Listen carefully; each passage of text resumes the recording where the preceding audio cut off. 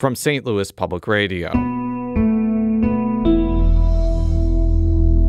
This is the Politically Speaking Hour on St. Louis on the Air. I'm Jason Rosenbaum. Democratic presidential nominee Kamala Harris and her GOP presidential rival Donald Trump will square off in a debate next Tuesday in Philadelphia. This showdown of commander-in-chief aspirants brings to mind how Washington University hosted a number of memorable debates for more than 30 years.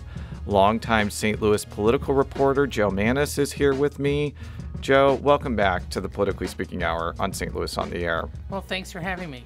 You have attended a number of Washington University debates alluded to in the introduction. Can you kind of describe the atmosphere of these events? Well, the early ones, actually, I attended every one of them but one.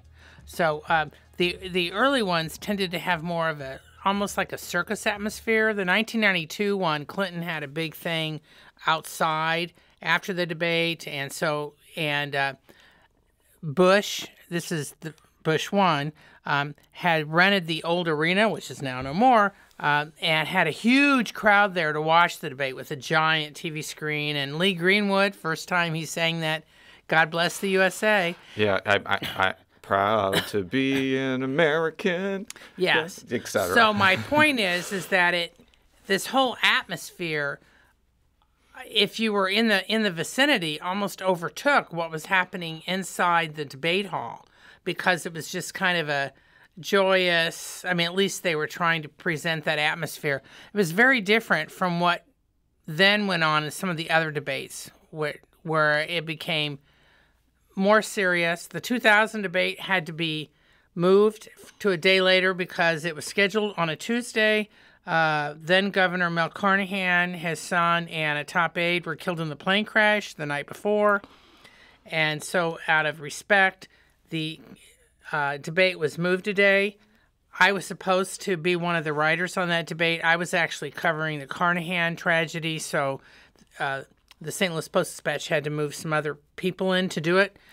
So that one had a very somber atmosphere, the 2001, which was between Gore and Bush II. Which we'll talk about later in the show. But I had a chance to talk with former Washington University Chancellor Mark Wrighton on Thursday, and he told me that having debates throughout the years at his university was a long-term boon. I would say that there were tangible benefits. The reason I say that is when recruited students, we often were asked, are you going to host a presidential debate when I'm there? And it was a great interest. And many people who were on campus were able to actually go to the debate and see the candidates live. And that was very interesting for those students who could attend. That is former Washington University Chancellor Mark Wrighton speaking with me on Thursday. So I had a chance to go with you to the 2016 presidential debate. And our last one. And look, I'm not a WashU apologist, even though my wife is employed there and I work there as an adjunct instructor, for full disclosure. But the staff did an incredible job of accommodating the media, political figures, and the candidates. But I also know this didn't just happen magically. It takes a lot of work to get this done. What were your impressions about how that particular debate in 2016 was executed? Well, all of the WashU debates, of course, I'm a little biased, but I was there for most of them, were very well organized. And the 2016 debate, they had to take into account, by then you're starting to have bloggers, other people other than just TV, radio, and print. So if you remember, they set up all these cubicles. There was things they did to try to, because the media environment had changed. Now, the big thing that I remember about that debate was we were both at our writing stations, and we were sending audio into the radio station here. And that was the one where there was the giant screen. And during one response by Hillary Clinton, Trump had moved, so he was like right behind her. It was kind of like on TV, it looked like it was a stalker thing, and he was going to do something. Well, he didn't do anything, but people still talk about that one. Oh yeah, and personally, I found this debate to be lacking for one big reason. The moderators did not ask one question about overhauling criminal justice policy, even though Ferguson was literally like 10 miles away. But it did feature this line that may be a bit ironic given Trump's legal predicaments. You know, it's just awfully good that someone with the temperament of Donald Trump is not in charge of the law in our country. Yeah, because you'd be in jail. Secretary Clinton.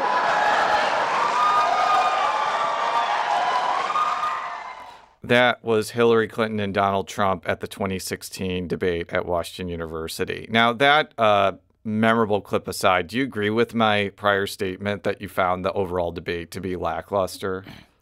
Well, it's hard to tell. There was some unusual episode. This is the one where Trump brought in several women who had accused Bill Clinton of sexual assault years earlier to sit near in the front so Hillary would see them, and he did that because that Access Hollywood tape that made Trump look bad regarding women had just come out like a day or two before. So there was a lot of theatrics, I would say.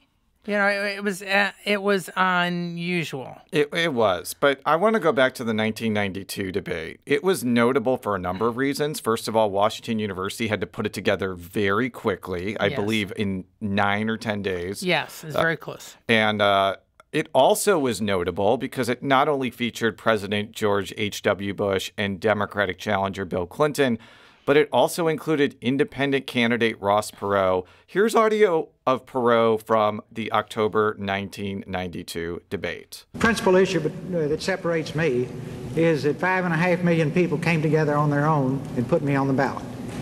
I was not put on the ballot by either of the two parties. I was not put on the ballot by any PAC money, by any foreign lobbyist money, by any special interest money.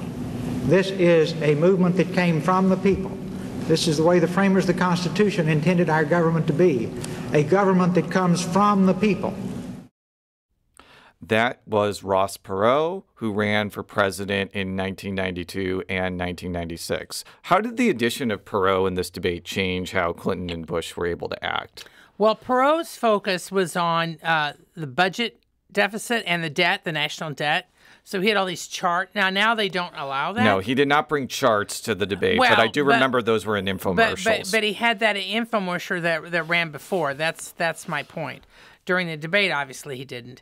But the point was that I think that's one of the reasons that debate, and to a lesser degree, the ones in 96, focused a lot more on budget issues and financial issues than some of the other issues that Clinton in particular wanted to talk about.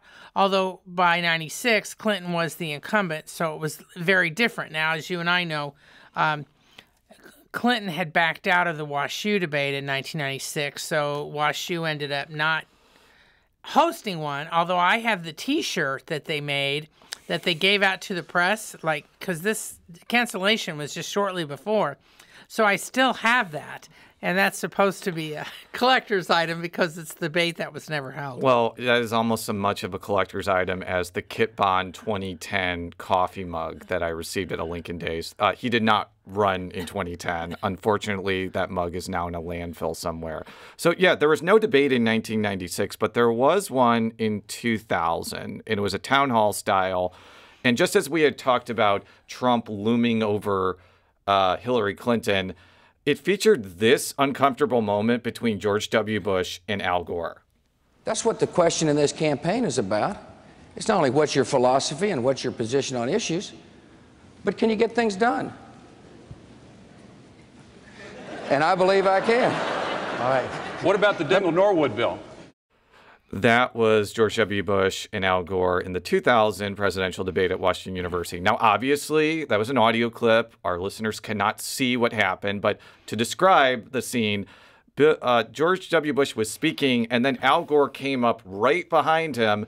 George W. Bush turns to him, nods, And then that exchange occurs again. I don't think that exchange really helped Gore's chances, and it kind of played into this idea that he was like unsettling in these debates. What was your memories of the 2000s debate, besides the fact that it happened so soon after Governor Carnahan's death? Well, with Al Gore, one of the issues had been, I think Gore was trying to focus in the 2000 debates also on financial issues, but like he was calling for a lockbox to protect Social Security and Medicare, and that became like one of his themes.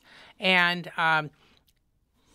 the fact that during the debate, especially the first one, Gore, this has to do with the mic. The mic was on, and he was heavily sighing during Bush's answers because he thought some of Bush's answers were inadequate.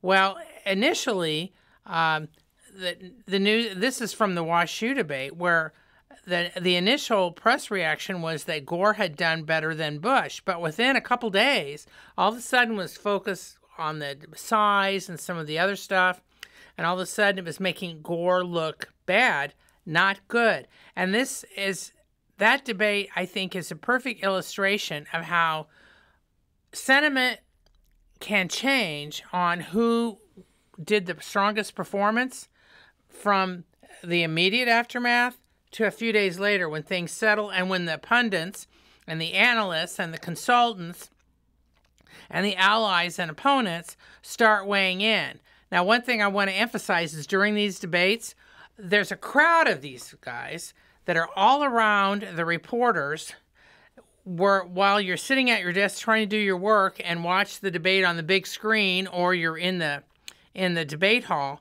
and you've got all these influencers around trying to tell you who did well and who didn't. That kind of adds to the circus atmosphere. And, of course, that's where I met John Oliver in 2008. Well, we need to take a quick break, but we'll be right back with political reporter Jo Mannies about the history of presidential debates in St. Louis. This is the Politically Speaking Hour on St. Louis on the Air.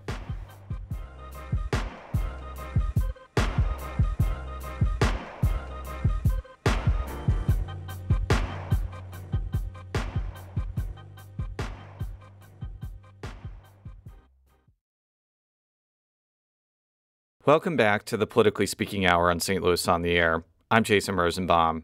We now return to our discussion with political reporter Jo Mannies about how Washington University became a mainstay of presidential debates. Okay, you mentioned John Oliver and meeting him. Can you talk a little bit more about that? Because that piqued my interest. Okay, now this was during the 2008 debate, which was the vice presidential one between Sarah Palin and Joe Biden. And actually, that one ended up being the most watched debate of the ones that WashU hosted up until 2016. The 2016 debate actually ended up with the biggest TV audience of the WashU ones. But until then, it was 2008. Well, 2008, again, Sarah Palin, everyone was fixated on her. The whole speculation was how well Biden would do. Spoiler alert, he did really great and sort of really weakened the McCain-Palin ticket. Well, to illustrate the circus atmosphere, The Daily Show, which was then at its peak with Jon Stewart, the host, and all that, they had a full cadre there. And John Oliver, who now has his own show, was one of the correspondents. Well, I'm sitting at my desk getting ready to get things together and start this because I'm supposed to be the chief writer on this one for the Post-Dispatch. And John Oliver slides a chair next to me and says, now just keep doing what you're doing, but I'm going to do a bit. This is as the debate's starting. So I'm trying to pay attention to what's being said, and there's a comedian next to me who's saying stuff, just not to me, but just saying stuff. And it ended up being, I guess, one of my highlights of covering debates because eventually I did see their clip. Of course, they condensed it, just a few seconds.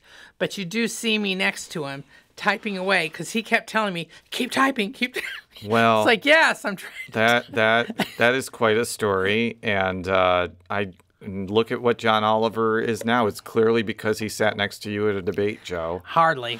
So Washington University did not end up vying for a debate in 2020, and the Commission on Presidential Debates aren't handling debates this time around. That means they're no longer the political extravaganzas we know and love. I asked Wrighton if he thought Washington University would ever host a debate again. Here's what he said.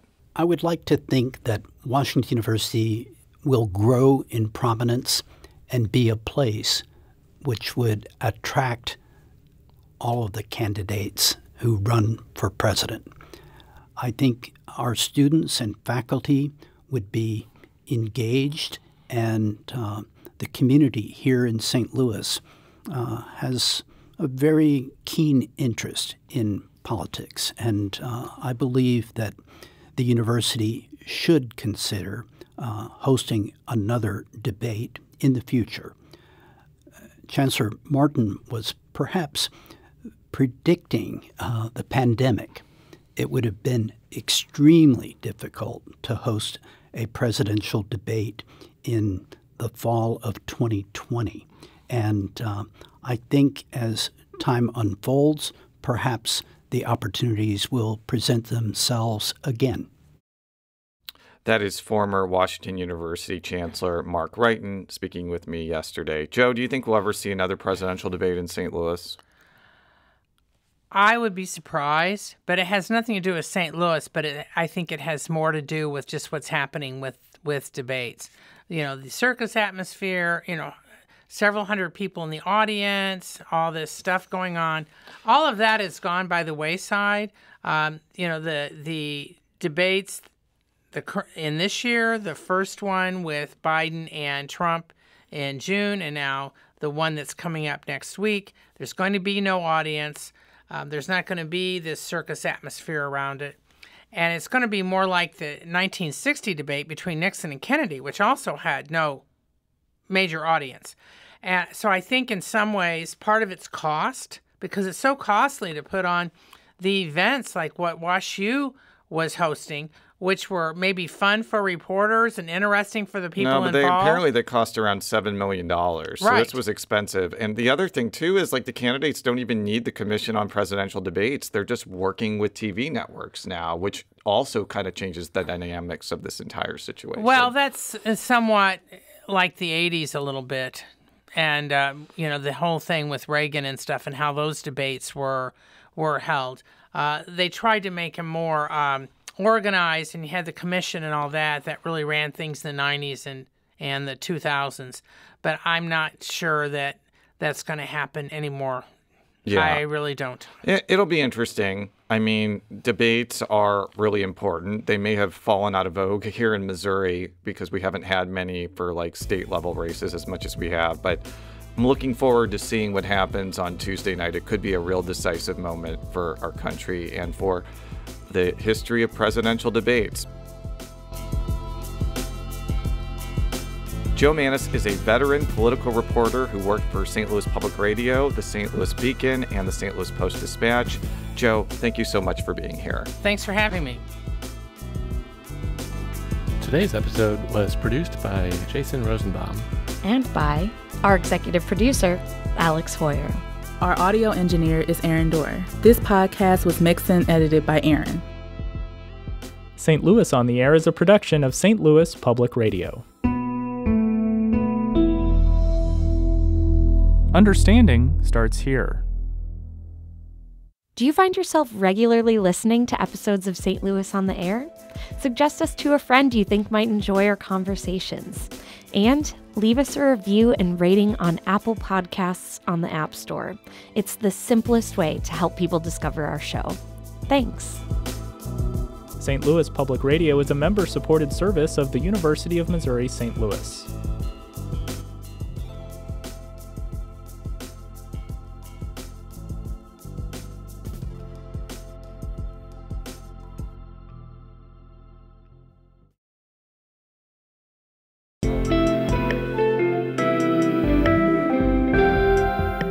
The Gateway brings you the day's news each weekday from around the St. Louis region and the state capitals in Jefferson City. Our schools are accredited.